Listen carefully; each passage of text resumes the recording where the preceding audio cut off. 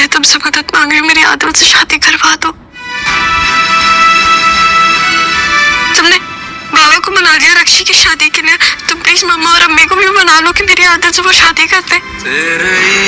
Situation یہ بن چکی ہے کہ زارا اور سارا دونوں جو ہیں وہ عادل کو پسند کرتی ہیں۔ زارا اور عادل کی آپس میں کیمسٹری بہت ہی زیادہ اچھی ہے اور عادل بھی زارا کو ہی پسند کرتا ہے۔ سارا کو کبھی بھی اس نے پسند نہیں کیا تھا، لیکن جو سارا ہے وہ عادل کے عشق میں اتنی زیادہ گرفتار ہو چکی ہے کہ وہ زارا کے سامنے روتی ہے کہ تم نے جس طرح سے رکشی کی شادی کروا دی ہے ابا جان کو منا کر، اسی طرح سے عادل کو مناؤ اور میری شادی کرواؤ۔ زارا یہ باتیں سن کر سارا کے منہ سے حیران پریشان ہو جاتی ہے۔ وہ سوچتی ہے کہ اب میں اپنی محبت کا اظہار کس طرح سے کر سکتی ہوں، میں کس طرح سے اس سچویشن کو ہینڈل کروں گی جبکہ میری اپنی ہی بہن میرے مد مخالف آ کے کھڑی ہو گئی ہے۔ دوسری سائڈ پہ اس کے لیے سب سے بڑا چیلنج یہ ہے کہ اپنی ماں کو اس گھر کے اندر روکنا، کیونکہ اس کے